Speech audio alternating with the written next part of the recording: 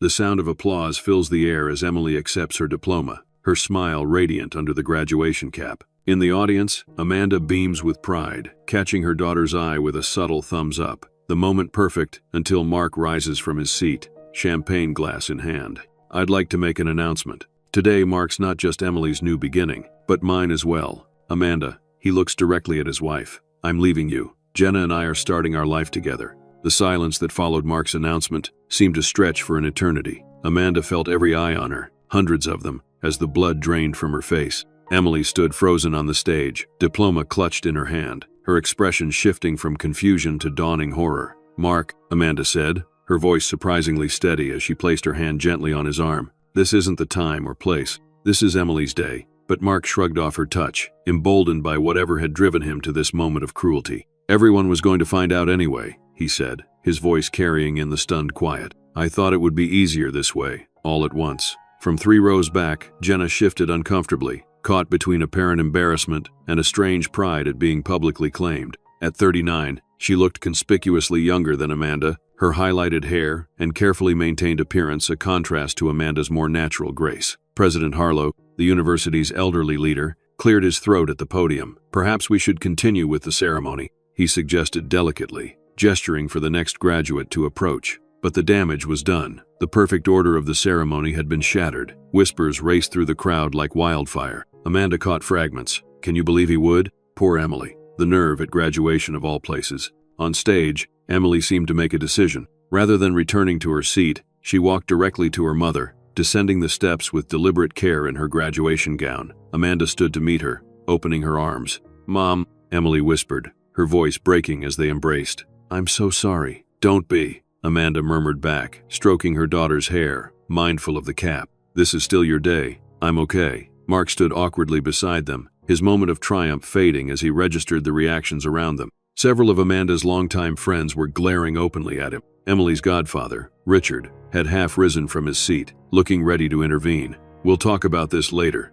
Mark muttered, suddenly seeming to realize the spectacle he had created. Yes, we certainly will, Amanda replied, her voice quiet but with an edge of steel that made Mark look at her sharply. President Harlow had continued calling names, attempting to restore normalcy to the proceedings, but attention remained fractured. Jenna had shrunk in her seat, apparently less comfortable with the public nature of the announcement now that she was witnessing its impact. Emily pulled back from her mother's embrace, her eyes red but her posture straightening. I need to go back to my seat, she said, but I'm not staying at the reception. I'm coming home with you. Amanda shook her head. No, sweetheart. This is your graduation. Your friends are here, and there's the department gathering afterwards. I want you to go. She managed a smile that reached her eyes. I've got this. Trust me. Emily searched her mother's face. Are you sure? I'm sure, Amanda said, and found that she meant it. I'll see you at home tonight. We'll talk then. As Emily reluctantly returned to her seat, Amanda remained standing, her chin raised, refusing to slink away in humiliation. She caught the sympathetic glances, the looks of outrage on her behalf, the few smirks from those who took pleasure in others' misfortune.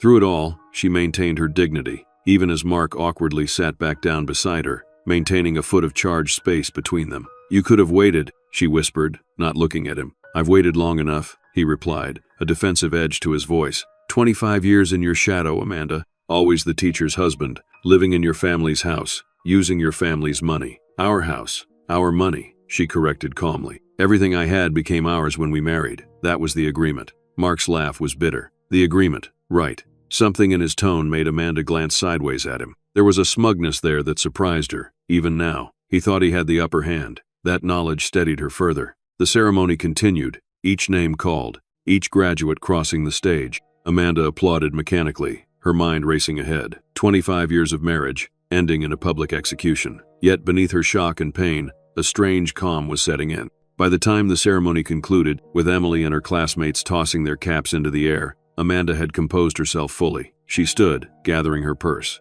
I'll be moving my things out tomorrow, Mark said, not meeting her eyes. Jenna and I have found a place. How convenient, Amanda replied coolly. I'll make sure I'm not home. He looked surprised at her calm, perhaps having expected tears or a scene. The house is half mine, you know, he added, a hint of warning in his voice. And my name is on all the accounts. Amanda allowed herself a small smile. Is that what you think, Mark? Before he could respond, they were interrupted by Emily's return. She had fought her way through the crowd of celebrating graduates, her expression determined. Mom, I'm ready to go if you are, she stated firmly. Mark reached for his daughter's arm. Emily, don't blame Jenna for this. These things happen. Your mother and I. Don't. Emily cut him off, jerking her arm away. Don't you dare try to explain this away or pretend it's mutual. What you just did was cruel, Dad.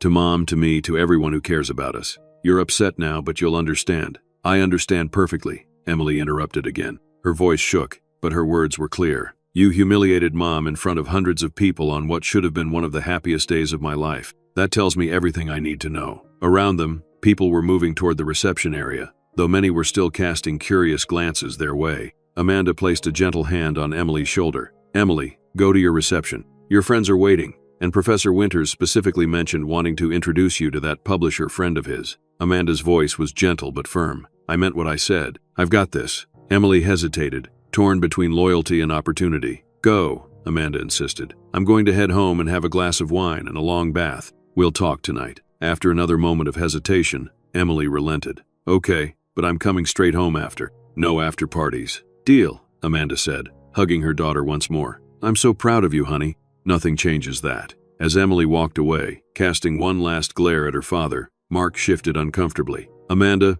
we should talk about how to handle this. The house, the accounts. Tomorrow, Mark, Amanda interrupted coolly. You've had your say today. Tomorrow will be my turn. Without waiting for his response, she turned and walked away, head high, back straight. She could feel curious eyes following her, but she didn't hurry her steps or hide her face. Let them look. Let them see that Amanda Matthews would not be broken by betrayal. It wasn't until she reached her car, sliding into the driver's seat and closing the door on the world, that she allowed herself a moment of reaction. Her hands trembled slightly as she gripped the steering wheel. One deep breath, then another. She reached for her phone and sent a brief text message to Sarah. It happened. He did it publicly. Moving to phase 2. The response came almost immediately. On it. Come over if you need company. Amanda smiled faintly, drawing strength from her friend's unwavering support. Then she started the car and drove away from the university, away from the ruins of her marriage, and toward the carefully constructed future she had been preparing without Mark's knowledge. Behind her, in the reception hall, Mark was already discovering that his bold move had consequences he hadn't anticipated.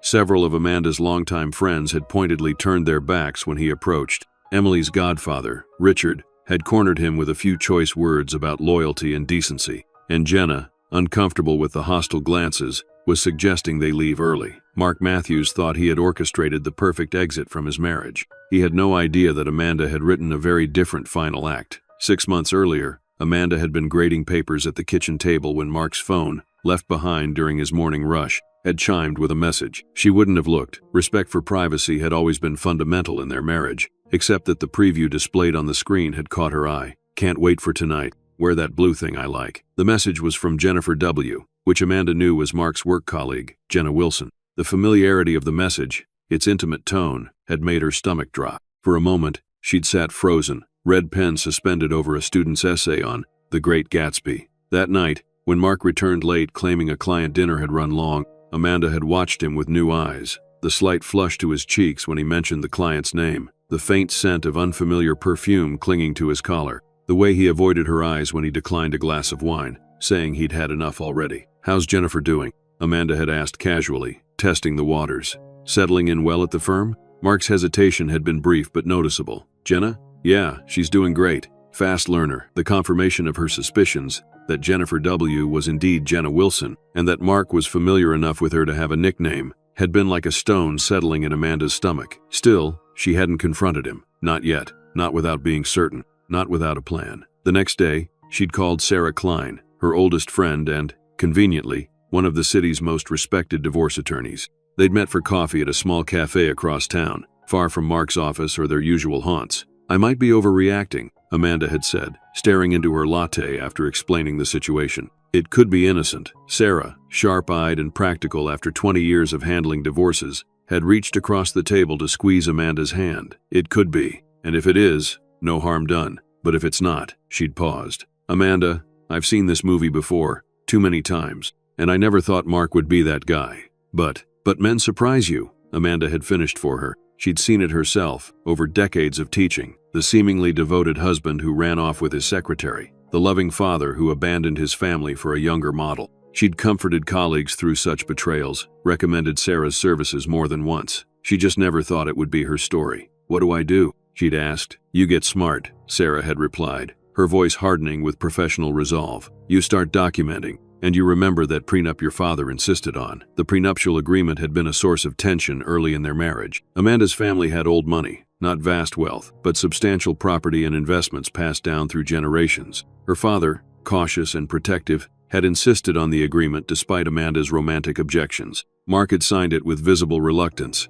and the document had been filed away, unmentioned for 25 years. There's a fidelity clause, Sarah reminded her. If either party commits adultery, they forfeit claim to the other's premarital assets. But we've combined everything over the years, Amanda pointed out. The house was my inheritance, but we've renovated together. The investments were started with my family money, but he's managed them, grown them. That's why you need to document, Sarah said firmly. Not just the affair, if there is one, but the money trail. Where has your money been going? Has he been spending it on her? Using joint funds for hotel rooms, gifts, trips? The systematic approach had given Amanda purpose amid the shock. She'd left that meeting with a plan, and over the following months, she'd executed it with meticulous care. She hadn't hired a private investigator, too risky in their close-knit community, but had instead become her own detective. She'd installed tracking software on their shared family computer. She'd noted Mark's absences, cross-referencing them with his claimed whereabouts. She'd created a spreadsheet of unusual expenses from their joint accounts.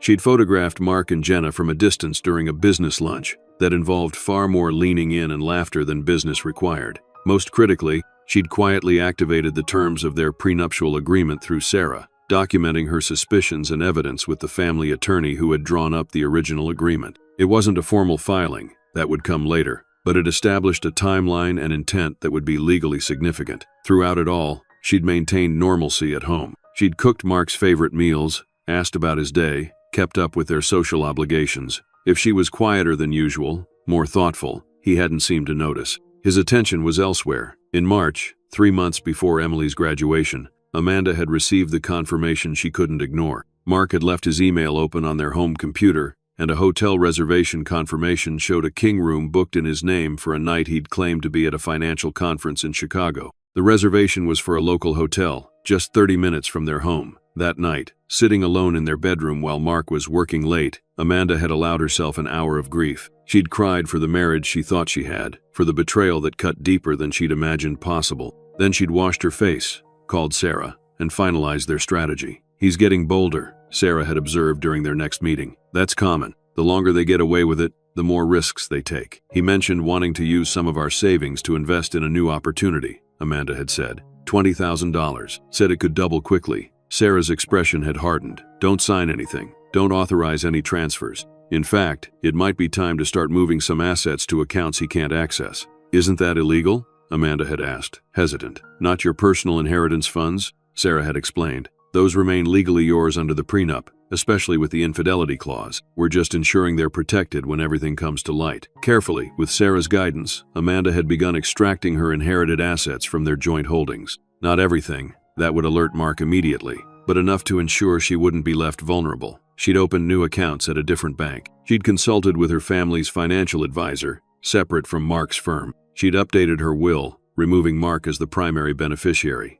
All the while, Emily's graduation approached. Amanda had thrown herself into preparations, genuinely excited for her daughter's achievement. Emily had noticed her mother's occasional distraction but attributed it to empty nest syndrome, now that her only child was officially launching into adulthood. You've gotten quiet lately, Mom, Emily had commented during a video call in April. Everything okay with you and Dad? Just processing this big life change, Amanda had replied, not quite lying. My brilliant daughter, heading out into the world. It's a lot to take in. The last piece had fallen into place a week before graduation, when Amanda had discovered credit card statements showing jewelry purchases from a high-end boutique, pieces she'd never received. That same day, she'd overheard a phone conversation where Mark had said, I'll figure it out. Just a little longer and none of that will matter. That night, she'd finalized everything with Sarah. Are you sure you want to wait? Sarah had asked. We could file now, catch him off guard. Amanda had considered it, tempted to end the charade immediately, but something had held her back. No, she'd decided finally. Let's wait until after Emily's graduation. She deserves this milestone without drama. The irony of that decision now, as Amanda drove home from the very graduation ceremony Mark had chosen to derail, wasn't lost on her. She'd tried to protect Emily from exactly the scene Mark had created. As Amanda pulled into the driveway of their colonial home, her family home, technically, inherited from her grandparents, she found herself strangely calm. The initial shock had faded, replaced by a cool, clear sense of purpose. Mark had made his move, public and devastating. Now it was her turn. She entered the quiet house, slipped off her heels, and poured herself the glass of wine she'd promised Emily she would have. Then she called Sarah. "He really did it," Amanda said when her friend answered. "At the ceremony, stood up and announced he was leaving me for Jenna, in front of everyone." "That stupid, arrogant bastard," Sarah breathed. "Are you okay? Do you want me to come over?" "No," Amanda replied, surprising herself with her steadiness. "I'm better than okay. I'm ready. Let's move forward with everything tomorrow.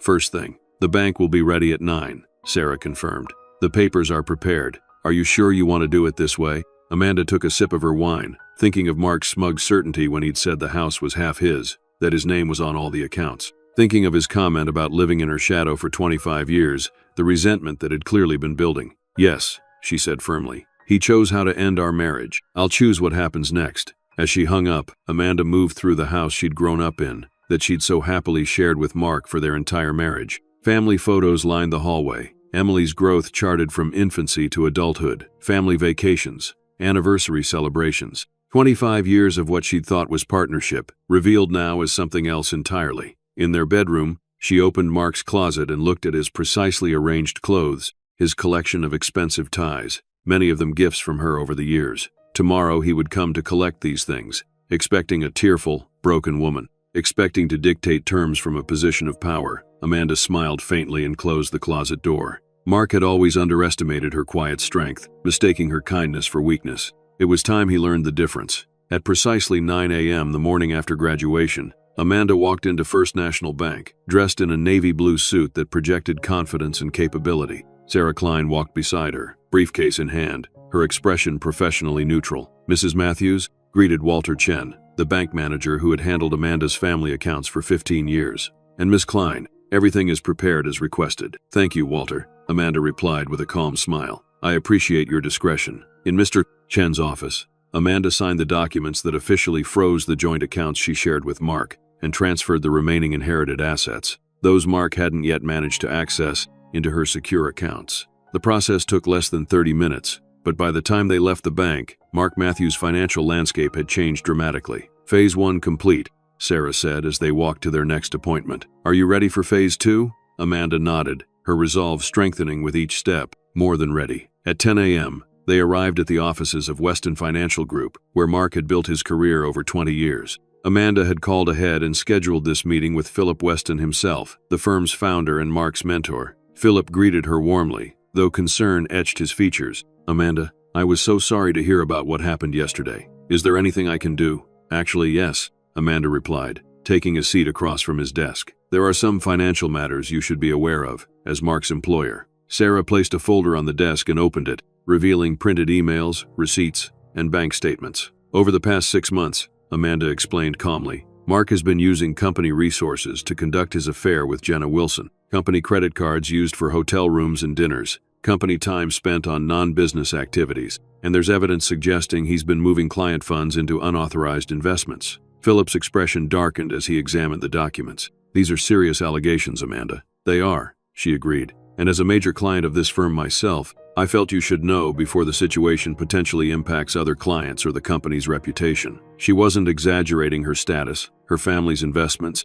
managed separately from Mark's clients, represented a significant portfolio for Weston Financial. "I'll need to investigate this immediately," Philip said, his professional demeanor taking over. "You understand I'll have to speak with Mark." "Of course," Amanda replied. "I just wanted to ensure you had all the facts." As they left Weston Financial, Sarah gave Amanda an approving nod. "That was perfectly handled. Professional, factual, no emotional accusations." "I learned from the best," Amanda said, offering her friend a small smile. Their third stop was at the offices of Bedford, Klein, where Sarah's paralegal was waiting with divorce papers prepared for filing with the court. The document cited irreconcilable differences and Mark's infidelity, with evidence attached in sealed exhibits. They invoked the fidelity clause of the prenuptial agreement, detailing Amanda's inherited assets that were protected from division. "Once these are filed, he'll be served within 48 hours, Sarah explained, "probably at his office, which means tomorrow or Wednesday." Amanda reviewed the papers carefully, her teacher's eye catching a few minor typos that the paralegal quickly corrected. Then she signed her name on the lines Sarah indicated, her signature firm and unwavering. "And now we wait," Sarah said as the paralegal took the papers for filing. "Not entirely," Amanda replied. "There's one more stop to make." At noon, they arrived at Amanda and Mark's home, her home now, she reminded herself, to find a locksmith already waiting as arranged. Within an hour, all the locks had been changed, the security system reset with new codes. "Is this legal?" Amanda had asked Sarah earlier. "The house is legally yours under the prenuptial agreement," Sarah had explained. "We've documented his infidelity, which triggers the clause. Changing the locks ensures the security of your residence during a volatile transition." As the locksmith departed, Amanda's phone rang. Mark's name flashed on the screen. She took a deep breath and answered on speaker so Sarah could hear. "Amanda," Mark's voice was tight with anger. "What the hell did you do? My cards aren't working, and the bank says our accounts are frozen." "I protected what's mine," Amanda replied evenly. "As you should have expected. This is ridiculous," he snapped. "You can't just cut me off. Half of everything is mine. We'll see what a judge has to say about that." "Actually, we will," Amanda agreed. "You'll be receiving divorce papers soon, along with documentation of your affair with Jenna, which triggers the fidelity clause in our prenuptial agreement." There was a moment of shocked silence before Mark found his voice again. "That ancient prenup? It won't hold up. No judge will enforce something from 25 years ago." "My father was very thorough," Amanda replied. "The agreement was properly executed, regularly reviewed, and included a clause requiring any challenges to be raised within the first 5 years of marriage." "You never objected, Mark." Another pause, longer this time. When Mark spoke again, his voice had changed from angry to calculating. "Let's not be hasty. We can work this out, Amanda. Everyone hits rough patches. 25 years is a lot to throw away over one mistake." Sarah rolled her eyes at this predictable pivot, but Amanda remained calm. "It wasn't one mistake, Mark. It was 6 months of deliberate deception, and it ended with you humiliating me in front of our daughter and hundreds of others. There's nothing to work out." "I'm coming over," he declared. "We need to talk face to face." "The locks have been changed," Amanda informed him. "Your things will be packed and available for pickup tomorrow between 2 and 4. My attorney will be present." "You changed the locks? On my house?" Mark's voice rose in disbelief. "My house," Amanda corrected, a hint of steel entering her voice. "As clearly established in the documentation you signed before we married, and reinforced by your violation of the fidelity clause." "This isn't over," Mark threatened, his angry tone returning. "You think you've got it all figured out, but you haven't seen what I can do." "Actually, I have," Amanda replied. "For 25 years. Goodbye, Mark." She ended the call and looked at Sarah, who gave her a nod of approval. "That went exactly as expected," Sarah said. "Anger, then manipulation, then threats. The typical progression." "He'll call Philip Weston next," Amanda predicted, setting her phone down. "Trying to get ahead of the evidence I presented." "Too late for that," Sarah noted. "Philip seemed genuinely disturbed by those financial discrepancies. That's not just a marital issue.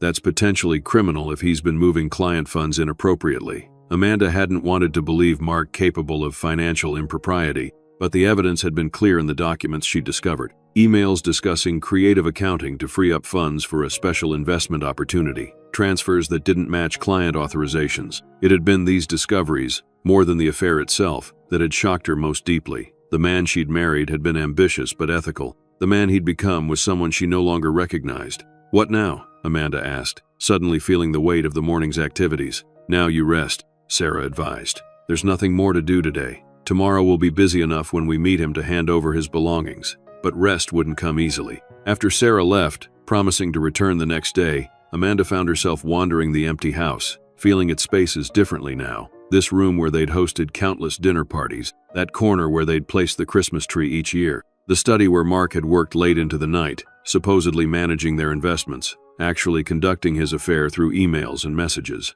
She was in the kitchen, making tea, when Emily called. "Mom?" Her daughter's voice was tentative. "How are you doing?" "I'm okay, sweetheart," Amanda assured her. "Better than I expected, actually." "I'm leaving campus now," Emily said. "I'll be home in about an hour." "Emily, you don't have to rush back. Your friends are wonderful and understanding," Emily interrupted. "But my mom needs me, and that's where I need to be." Amanda felt a surge of love for her daughter, so principled and loyal. "Drive safely. I'll have dinner waiting." While preparing a simple pasta dish, cooking had always been therapeutic for Amanda, she received another call, this one from Philip Weston. "Amanda," he began formally, "I've spoken with Mark." "I expected you would," she replied, continuing to chop vegetables as she held the phone to her ear. "He claims the documentation you provided was taken out of context, that you're attempting to sabotage his career out of spite." Amanda paused her chopping, And what do you think, Philip? There was a heavy sigh. I think the bank records don't lie. I've placed Mark on administrative leave pending a full audit of his client accounts and company expenditures.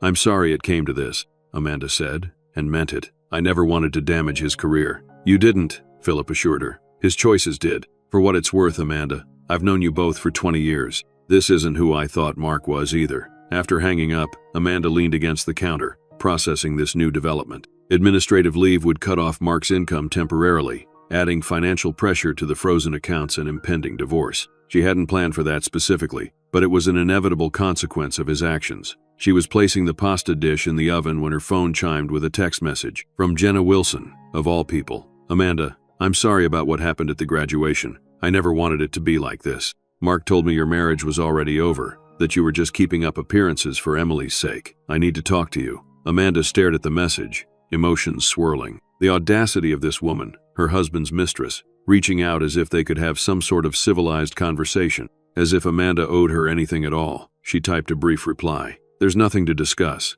Please don't contact me again. Almost immediately, her phone rang. Jenna calling. Amanda let it go to voicemail, then blocked the number. Whatever drama was unfolding between Mark and Jenna was not her concern. By the time Emily arrived home, Amanda had composed herself again. The pasta was ready, and the table was set for two. Mom, Emily said, rushing to hug her mother as soon as she entered the kitchen. Are you really okay? You don't have to pretend for me. Amanda hugged her daughter tightly, inhaling the familiar scent of her shampoo. I'm not pretending. I'm processing, but I'm stronger than I knew. Over dinner, Amanda explained some of what she'd done that day. Not all the details, but enough for Emily to understand that her mother was taking control of the situation. So Dad just lost access to everything? Emily asked, looking both impressed and slightly unnerved. Just like that? Not everything, Amanda clarified. Just the joint accounts and assets that were legally mine to begin with. He still has his personal accounts and investments. Emily twirled pasta around her fork, thoughtful. He called me today,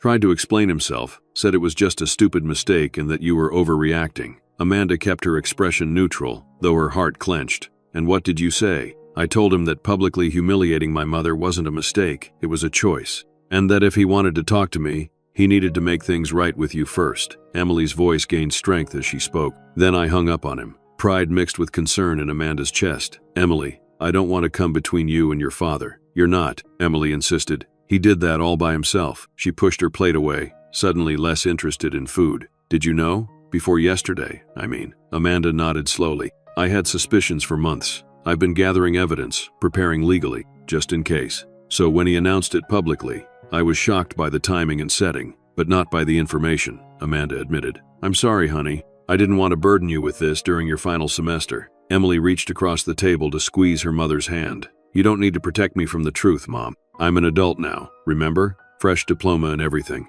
Amanda smiled at that, grateful for her daughter's resilience and humor even in this difficult moment. Speaking of which, Emily continued, Lisa's dad recorded the whole ceremony. He sent me the video link, but I haven't watched it yet. I'm not sure I want to see that part. Again, we don't have to watch it, Amanda assured her. We can remember the good parts without reliving the bad. Emily nodded, and they finished dinner talking about lighter topics. Emily's plans for the summer before starting her job at a publishing house, a mutual friend's upcoming wedding, a book they'd both recently read. Later, as they cleaned up together, Emily asked the question Amanda had been expecting. What happens now? With you and Dad, I mean. Amanda dried a plate slowly, considering her answer. The divorce will proceed. Your father will collect his personal belongings tomorrow. Eventually, we'll establish separate lives. And you'll be okay? Financially and everything? Yes, Amanda said confidently. Your grandfather made sure of that with the prenuptial agreement, and I've been careful to protect what's ours. Emily nodded,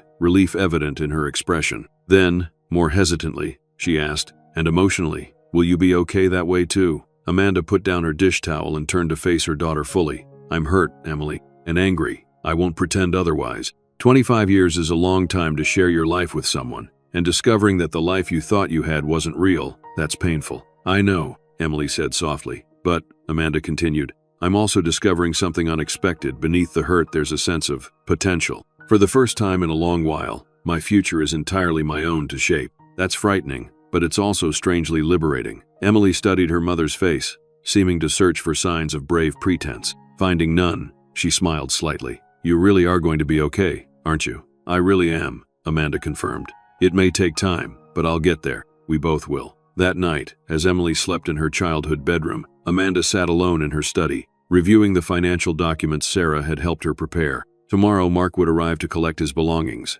expecting a broken woman, a house in disarray, an emotional confrontation. Instead, he would find Amanda Matthews, composed, prepared, and already several steps ahead in a game he didn't yet realize they were playing. The doorbell rang at precisely 2 p.m. the next day. Amanda, dressed in a casual but elegant outfit that conveyed both confidence and indifference, took a deep breath before opening the door. Sarah stood beside her, a silent source of support and legal protection. Mark stood on the porch, looking significantly less put together than usual. His normally impeccable hair was uncombed, his polo shirt wrinkled. Behind him, a rental car idled in the driveway, smaller and less prestigious than his usual vehicle. "Amanda," he began, his tone conciliatory, "can we talk privately for a moment? Anything you have to say can be said in front of my attorney," Amanda replied coolly. Mark's expression hardened. "So that's how it's going to be? 25 years and you won't even speak to me alone?" "You forfeited that privilege when you chose to announce our separation in the most public and humiliating way possible," Amanda pointed out. "Your things are packed in the garage.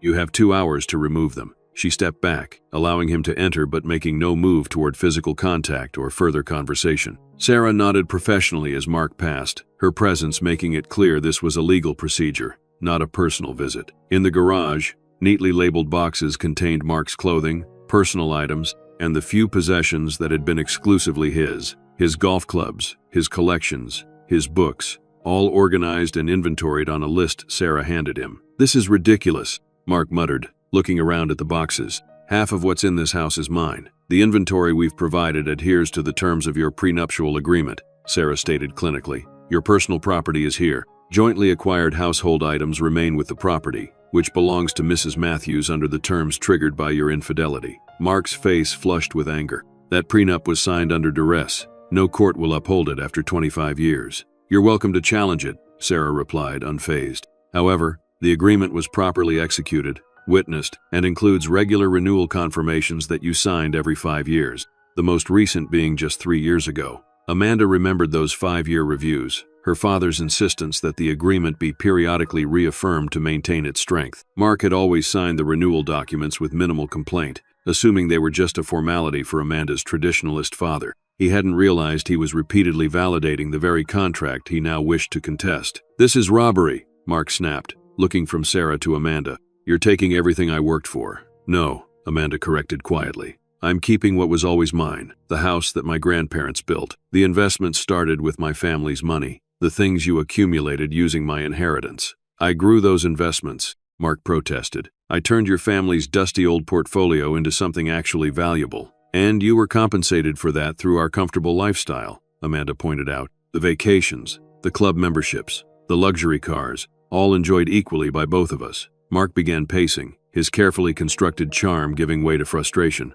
"What about Jenna? Did you have to go after my job too? Philip has suspended me pending an investigation. You know what that means for my career." "Your career problems are the result of your own financial improprieties," Amanda stated, keeping her voice level. "If you've done nothing wrong professionally, you have nothing to worry about. You know exactly what you were doing," Mark accused. "You couldn't stand the thought of me being happy with someone else, so you're trying to destroy everything." The unfairness of this accusation stung, but Amanda refused to show it. "I discovered your affair months ago, Mark. If I'd wanted to destroy you out of spite, I could have done so then. Instead, I waited, planning to handle things privately after Emily's graduation, the milestone you chose to ruin." This reminder of his public announcement seemed to give Mark pause. For a moment, something like shame flickered across his face, before being replaced by renewed anger. "Where's Emily?" he demanded. "I want to see my daughter." "She's not here," Amanda replied truthfully. Emily had gone to meet friends, deliberately avoiding this confrontation, and she's an adult who can decide for herself when she's ready to speak with you. Mark moved closer,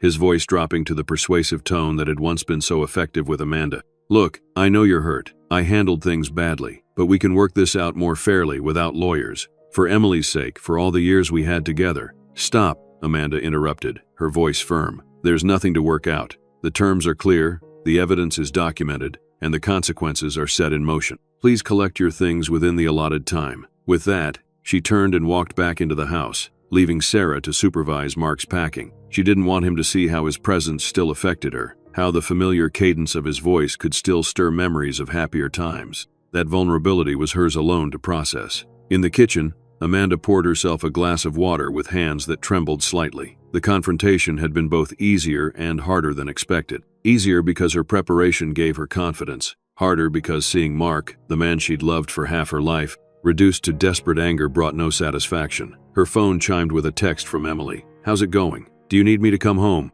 Amanda smiled at her daughter's protectiveness and replied, "All under control. Stay with your friends. Love you." Outside, she could hear the sounds of Mark loading boxes into his rental car, occasionally punctuated by muttered comments to Sarah. Let him vent, let him rage. Amanda had weathered the worst of the storm, his public betrayal, and emerged standing. This aftermath was merely wind and rain. By 4 o'clock, Mark had removed the last of his designated belongings. Sarah escorted him to the door, where he paused, looking past her to where Amanda stood in the hallway. "This isn't over," he stated, his voice hard with determination. "Jenna and I are going to build something better than I ever had with you. And when I get through this temporary setback, you'll regret how you handled this." Amanda met his gaze directly. "I already regret that the man I married became someone capable of such cruelty and dishonesty. Everything else is just details." Something flickered in Mark's eyes, a moment of recognition, perhaps, that he had indeed transformed into someone neither of them would have recognized 25 years ago. But it passed quickly, replaced by renewed defiance. "Goodbye, Amanda," he said finally, turning to leave. "Enjoy your empty house and your moral high ground." When the door closed behind him, Amanda released a breath she hadn't realized she was holding. Sarah turned to her with a look of professional satisfaction. "That went as well as could be expected," the attorney noted. "He took his designated items, made some predictable threats, but ultimately complied. We're in excellent shape legally." Amanda nodded, but felt strangely hollow. The confrontation she'd been preparing for was over, and while she'd maintained her dignity and position, there was no triumph in watching the dissolution of a quarter-century partnership. "Sarah," she said sincerely, "I couldn't have done this without you." After Sarah left, promising to call with updates on the divorce proceedings, Amanda found herself alone in the house for the first time since the graduation ceremony. The silence felt oppressive suddenly. The room's too large, too empty. She wandered into the living room, where family photos still hung on the walls. Mark's face smiled back at her from dozens of frames. Their wedding day, Emily's first birthday, anniversary trips, family Christmases. 25 years of shared history that couldn't be packed into neat boxes and removed from her life. For the first time since Mark's announcement, Amanda allowed herself to truly feel the grief that had been building beneath her pragmatic exterior. She sank onto the couch and wept, not for the man who had betrayed her, but for the life she had believed in, the partnership she had treasured, the future she had planned. She cried until no more tears would come, then sat in the gathering dusk, emotionally spent but somehow lighter. This, too, was part of moving forward, acknowledging the loss before embracing what came next. Emily found her there an hour later, curled on the couch with a photo album open beside her. "Mom?" she called softly, setting down her purse. "Are you okay?" Amanda sat up, wiping her eyes. "I am, actually. Just processing." Emily sat beside her, looking at the open album, photos from their family trip to Italy when Emily was 12. Mark stood with his arm around Amanda, both of them laughing in front of the Trevi fountain. "That was a good trip," Emily remarked. "I remember Dad trying to speak Italian to the waiter and accidentally ordering some weird fish dish." Amanda smiled at the memory. "And he ate every bite rather than admit his mistake." They sat in comfortable silence for a moment before Emily spoke again, more hesitantly. "Is it okay if I still have good memories of him, even after what he did?" "Of course it is," Amanda assured her, squeezing her daughter's hand. "The good times were real, Emily. What happened doesn't erase the father he was to you for 22 years. Emily leaned her head on her mother's shoulder, a gesture that reminded Amanda of her daughter's childhood. "He called again today, wanted to explain his side of things. Said you were making him out to be the villain. And what did you tell him?" Amanda asked carefully, determined not to influence her daughter's relationship with Mark, despite everything. "I told him I wasn't ready to talk yet," Emily replied. "That I needed time to process everything. He didn't like that answer. He's used to getting his way," Amanda observed. "That won't be happening as much anymore." The next few weeks passed in a strange new rhythm. Amanda returned to her teaching position, finishing the school year amid whispers and sympathetic glances from colleagues who had heard about the graduation incident. She maintained her professionalism, neither seeking sympathy nor hiding from the situation. Emily stayed for 2 weeks before moving to the city to start her new job, promising to visit often. Her presence had been a comfort, but Amanda also welcomed the opportunity to adapt to her solitude, to rediscover herself outside the context of wife and mother. Mark, meanwhile, was facing his own reckonings. The audit at Weston Financial had uncovered several irregularities in his client accounts. not outright fraud, but ethical breaches serious enough to result in his termination. According to the gossip that inevitably reached Amanda, he and Jenna had moved into a much smaller apartment than originally planned. Their dreams of luxury temporarily deferred. 6 weeks after graduation, Sarah called with an update. Mark's attorney has proposed a settlement, she informed Amanda. They're no longer contesting the prenuptial agreement or the division of assets. What changed? Amanda asked, surprised by this sudden capitulation. Reality, Sarah replied with professional satisfaction. His attorney likely explained that fighting the prenup would be expensive and ultimately futile, especially with the documented infidelity. Plus, with his employment situation, he needs to conserve resources. It was a victory, but Amanda felt no joy in it. What does he get in the settlement? His personal property, which he's already collected, his personal investments and retirement accounts, which were always excluded from the agreement, and a clean break without a protracted legal battle that would only further damage his reputation. And what do I need to do? Sign the agreement, and it's done, Sarah explained. Fastest divorce I've handled in 20 years of practice. The next day, Amanda sat in Sarah's office, pen poised over the settlement papers that would officially end her marriage. 25 years, concluded with a signature. Are you sure you're ready? Sarah asked, noting her hesitation. Amanda considered the question. Was she ready to close this chapter of her life? To move forward without the man who had been her partner since college? Yes, she said finally, signing her name with deliberate care. It's time. As summer progressed, Amanda began the process of reclaiming her life. She removed the wedding photos from the walls but kept the family pictures that included Emily. She redecorated the master bedroom, replacing the furniture she and Mark had chosen together with pieces that reflected her own taste. She started practicing yoga, joined a book club, and reconnected with friends whom Mark had never particularly liked. Slowly, the raw wound of betrayal began to heal, though the scar remained. There were still moments when a memory would ambush her. Mark's laugh during a shared joke, his hand warm against hers on a winter walk, the way he'd once known exactly how to comfort her after a difficult day. But these memories came less frequently, with less power to hurt. In August, 3 months after the graduation ceremony that had changed everything, Amanda had a revelation while sorting through old papers in the study. Among tax documents and insurance policies, she found journals she'd kept during her early teaching years, passionate writings about educational theory, plans for innovative curricula, dreams of someday creating a program to help women rebuild their lives through education. She read these youthful ambitions with growing wonder. Somewhere along the way, in the comfortable routine of her marriage, she had set aside these larger dreams, content with her classroom teaching and family life. Now, with that life irrevocably altered, perhaps it was time to revisit the vision her younger self had held. That evening, she called Sarah, not for legal advice but as a friend. I've been thinking about starting something, she began hesitantly. A foundation or nonprofit to help women who are rebuilding after betrayal or loss. Not just emotional support, but practical help, educational opportunities, financial literacy, career development. Sarah's response was immediate and enthusiastic. Amanda, that's brilliant, and exactly what so many women need. I have the resources, Amanda continued, warming to the idea as she spoke it aloud. My settlement, my inheritance, it's more than enough for me. I could use some of it to create something meaningful. You also have the experience, Sarah pointed out, both personal and professional. Your teaching background, your own journey, it's perfect. By the end of the call, Amanda had a name for her vision, Empowered Futures. And for the first time since Mark's announcement at the graduation ceremony, she felt truly excited about what lay ahead. The first person she shared her plan with was Emily, who responded with characteristic support and practical suggestions.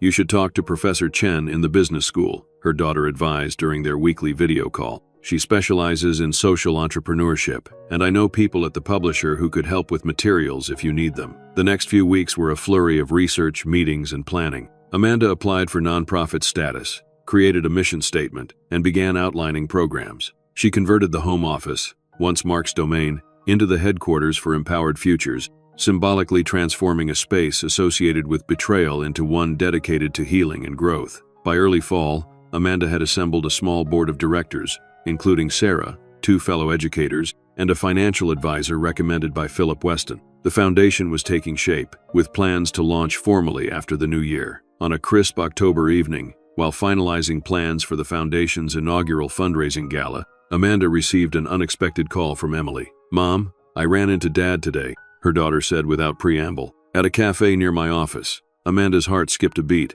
How was that? Strange, Emily admitted. He looks different. Older, maybe. Less confident. He asked about you. What did you tell him? Amanda asked, keeping her voice neutral. That you're doing well. That you're starting a foundation to help women rebuild their lives. Emily paused. He seemed surprised. I think he expected you to fall apart without him. Amanda smiled at that. Many people underestimate women's resilience. He asked if he could see me sometime, Emily continued. For dinner or something, I said maybe, eventually. I'm still angry, but he's still your father, Amanda finished for her. It's okay to have a relationship with him, Emily. That's between you and him. After they hung up, Amanda sat in her newly organized office, surrounded by plans for empowered futures, and realized she had passed another milestone in her healing. The thought of Mark and Emily reconnecting no longer triggered anxiety or resentment. There was a separateness now. His relationship with their daughter existed independently from the pain he had caused Amanda. That night, she wrote in her journal for the first time in years. 6 months ago, I thought my life was ending when Mark stood up at Emily's graduation. Now I see it was actually beginning again. The foundation feels right in a way nothing has for years. I'm not just surviving his betrayal. I'm creating something meaningful from it. There's a certain poetic justice in that. The ballroom of the Grand Meridian Hotel sparkled with elegance. Crystal chandeliers cast a warm glow over tables, adorned with winter-white roses and silver accents. A banner stretched across the entrance. Empowered Futures Foundation, Inaugural Gala. Amanda stood near the door, greeting guests as they arrived. At 59, she radiated a confidence that had only strengthened in the past year. Her navy blue gown was sophisticated and flattering, her silver-streaked hair styled in an elegant updo. Several guests commented that she looked younger than she had in years. It's all coming together beautifully, Sarah observed, appearing at her side between arrivals. We've already exceeded our fundraising goal, and the event hasn't officially started yet. Amanda smiled, surveying the room with quiet pride. I can hardly believe we've come this far in just a year. The 12 months since Empowered Futures' official launch had been transformative. What had begun as a personal healing project had evolved into a respected nonprofit with 3 full-time staff members and dozens of volunteers. They had established scholarship programs, financial literacy workshops, and career mentoring services, all designed to help women rebuild after significant life disruptions. Emily arrived with her boyfriend James, whom Amanda had met several times and genuinely liked. At 23, Emily had thrived in her publishing career while also serving as a passionate advocate for her mother's foundation. Mom, everything looks amazing, Emily enthused, hugging Amanda carefully to avoid wrinkling either of their gowns. The video presentation is all set up, and the speakers are ready. Amanda had recruited several women who had benefited from Empowered Futures programs to share their stories at the gala. Their testimonials, honest, sometimes raw accounts of betrayal, loss, and renewal, would form the emotional core of the evening's program. As 8 o'clock approached, the ballroom filled with supporters, donors, and community leaders. Amanda took her seat at the main table, flanked by Emily and Sarah, while the foundation's executive director, Diane Chen, formerly Professor Chen from the business school, now retired and devoted to the nonprofit, approached the podium. Ladies and gentlemen, welcome to the first annual Empowered Futures Foundation Gala, Diane began, her voice warm and professional. We gather tonight to celebrate resilience, renewal, and the power of community to transform lives. As Diane continued with the introduction, Amanda allowed herself a moment of reflection. A year ago, she had been frightened by the prospect of this public role, speaking to crowds, soliciting donations, becoming the face of the foundation. But necessity had pushed her beyond those fears. Each time she shared her story, it lost a bit of its power to hurt her. Each time she helped another woman take control of her future, Amanda's own strength grew. The evening proceeded smoothly through dinner, testimonials, and the video presentation showcasing the foundation's work. Amanda was preparing to deliver her own speech as the event neared its conclusion when a commotion at the entrance caught her attention. Mark Matthews stood in the doorway, his appearance a stark contrast to the elegant gathering. His clothing was rumpled,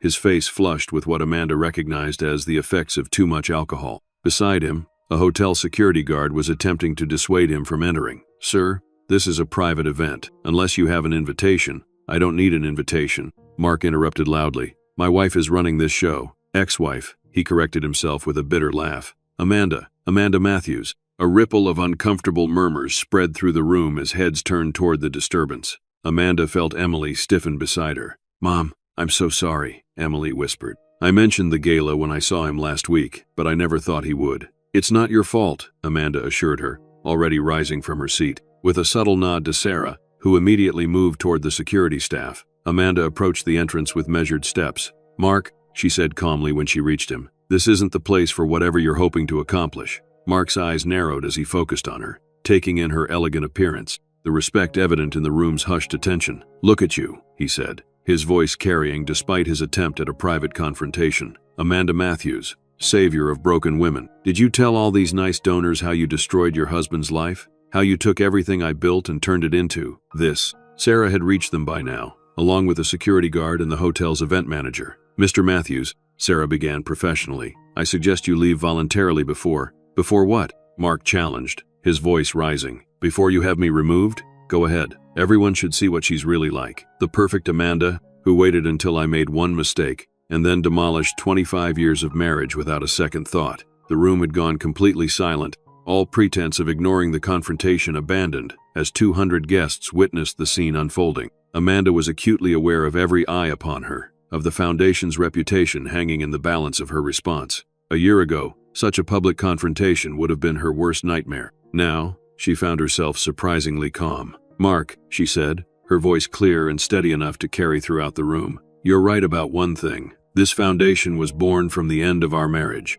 But it wasn't your one mistake that ended things. It was 6 months of deception, financial impropriety, and a deliberate choice to humiliate me publicly at our daughter's graduation." Murmurs of surprise and sympathy rippled through the audience. Many had heard pieces of Amanda's story, but few knew the full extent of the public betrayal. "You're twisting everything," Mark accused, though his certainty seemed to waver as he registered the room's reaction. "You make it sound like I planned to hurt you. I just wanted to be honest." "Honest?" Amanda repeated, raising an eyebrow. "Is that what you call hiding an affair for months? Using our joint funds to finance gifts and hotel rooms? Attempting to access my inheritance against the terms of our prenuptial agreement?" Mark's face flushed darker. "That money should have been half mine. 25 years, Amanda. I deserve better than being cut off without a cent." "You received everything you were legally entitled to," Amanda responded evenly. "Your personal investments, your retirement accounts, your possessions. What you lost was what had never been yours to begin with. My family's home, my inheritance,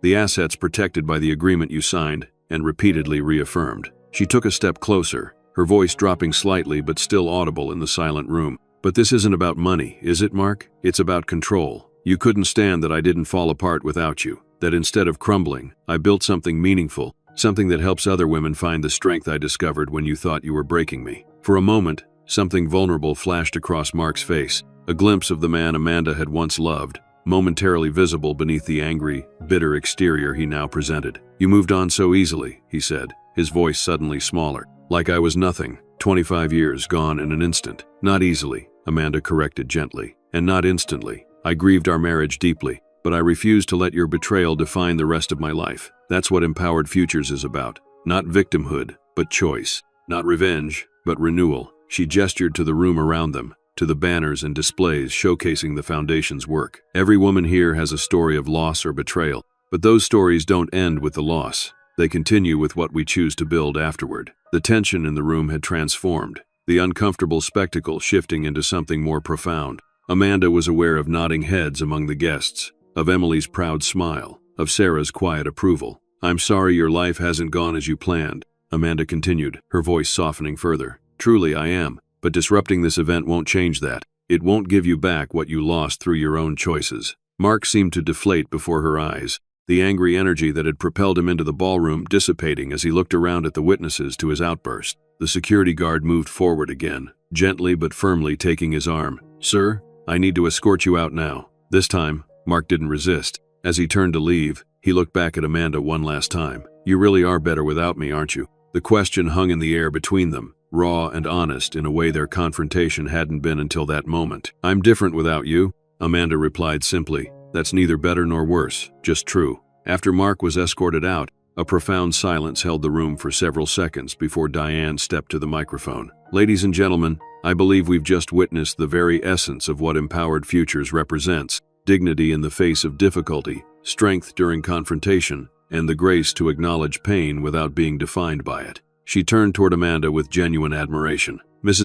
Matthews, I believe you were about to address our gathering?" The room erupted in applause as Amanda made her way to the podium, the planned speech in her pocket suddenly seeming inadequate after the raw truth of the past few minutes. "Thank you," she began when the applause subsided. "What you just witnessed wasn't part of our program tonight." A gentle ripple of laughter broke the tension further, but in many ways, it illustrates perfectly why we're all here. For the next 15 minutes, Amanda spoke without notes. sharing her journey from betrayal to purpose with a candor and eloquence that held the room spellbound. She talked about the dark days immediately after Mark's announcement, the strategic steps that had protected her financially, the emotional process of rebuilding her sense of self, and the unexpected discovery that helping others heal had become her own most powerful form of healing. 1 year ago, I thought I was creating empowered futures to help other women, she concluded. Now I understand that we are all helping each other. Every woman who finds her strength through our programs strengthens me too. Every story of renewal renews my own conviction that our darkest moments can lead to our most meaningful contributions. The standing ovation that followed was deafening, lasting so long that Amanda finally had to gesture for calm so the event could conclude. As the formal program ended and guests began circulating again, dozens approached her with congratulations, donations, and personal stories of inspiration. Emily found her during a rare quiet moment, enveloping her mother in a fierce hug. "That was incredible, Mom. I've never been so proud in my life." "Even prouder than graduation day?" Amanda teased gently. "Especially prouder than graduation day," Emily confirmed, her expression serious despite her smile. "You know, when Dad made his announcement, I thought he was destroying our family. But looking back, I think he actually set you free in a way. Free to become this." She gestured around them, at the successful gala, at the foundation that had already helped dozens of women, at the community of support that had formed around Amanda's vision. "I could have done without the method," Amanda replied dryly. "But you might be right about the result." Sarah joined them, champagne glasses in hand. "To Amanda Matthews," she toasted, "who just turned a potential PR disaster into the most effective fundraising moment I've ever witnessed. The donations that poured in after your speech have pushed us nearly 50% above our goal." Amanda laughed, genuinely surprised. "Really? Nothing inspires generosity like witnessing authentic strength," Sarah confirmed. "Every woman in this room saw herself in you tonight, standing firm while being publicly challenged by a man who underestimated her. And quite a few of the men were inspired too, based on the checks being written." As the evening wound down, Amanda found herself standing at the edge of the ballroom, watching the last guests say their goodbyes. Diane approached with the final tally of donations, her expression triumphant. "We've raised enough to fund all 3 of our major initiatives for the coming year," she announced. "The scholarship program, the financial literacy workshops, and the new legal clinic. It's beyond our most optimistic projections." "It's been quite a night," Amanda acknowledged, still processing everything that had occurred. "Your ex-husband's appearance was unfortunate," Diane observed carefully, "but your handling of it was masterful. Sometimes the universe gives us exactly the challenge we need to demonstrate our growth." After the last guest departed and the staff began cleaning up, Amanda gathered her small circle: Emily, James, Sarah, Diane, and a few key foundation volunteers, for a quiet celebration in the hotel's intimate bar. "A toast," Sarah proposed, raising her glass. "To new beginnings built on old endings. To strength found in unexpected places," Emily added. "To empowered futures," Diane contributed. Amanda looked around at these people who had supported her journey, who had helped her transform pain into purpose. "To all of you," she said simply, "who helped me remember who I was when I'd forgotten." Later that night, as Amanda prepared for bed in her hotel room, a small luxury she'd allowed herself to avoid driving home after the late event, she found herself reflecting on the symmetry of the evening. 1 year after Mark's public betrayal had seemed to shatter her world, his public accusation had instead showcased her renaissance. There was a certain poetic justice in that full-circle moment. The man who had thought to break her with public humiliation had instead witnessed her public triumph, not because she had sought revenge, but because she had refused to be defined by his actions. She removed her jewelry, the elegant earrings Emily had given her for Christmas, and caught her reflection in the mirror. The woman who looked back at her was not the same one who had sat stunned in the graduation audience a year ago. This woman stood straighter, her eyes clearer, her purpose defined not by relation to someone else but by her own vision. The journey hadn't been easy. There had been days of doubt, nights of tears, moments when the weight of reinvention had seemed too heavy to bear. But through it all, she had kept moving forward, one deliberate step at a time. Her phone chimed with a text message from Emily. "Just wanted to say goodnight, and that I love you. You were magnificent tonight." "Chidere," Amanda smiled, sending back a simple, "Love you too. Sleep well, sweetheart." Tomorrow would bring new challenges, grant applications to review, program expansions to consider, a meeting with potential corporate sponsors. The work of Empowered Futures was just beginning, its potential still unfolding. But tonight, in this quiet moment of reflection, Amanda Matthews allowed herself to acknowledge how far she had come. From the woman who had sat frozen in shock at her daughter's graduation to the founder who had stood firm in her truth at the Foundation's gala, Mark had said, "I'm leaving you," thinking those words would devastate her. Instead, they had ultimately freed her to discover who she truly was, not just a wife, not just a mother, but a woman of strength, vision, and purpose. As she turned out the light, Amanda felt not the absence of what had been lost, but the presence of what had been found. And that, perhaps, was the most empowering future of all. What challenges have you transformed into strength? How have difficult endings in your life led to meaningful beginnings? Share your thoughts in the comments below. In the end, when Mark stood screaming in frustration at the gala, what he really witnessed was the power of a woman who refused to be broken by betrayal. Amanda didn't just survive, she thrived, transformed, and ultimately triumphed, not through vengeance but through vision. Thank you for joining us for this story of resilience and renewal. Until next time, remember that your future is yours to empower.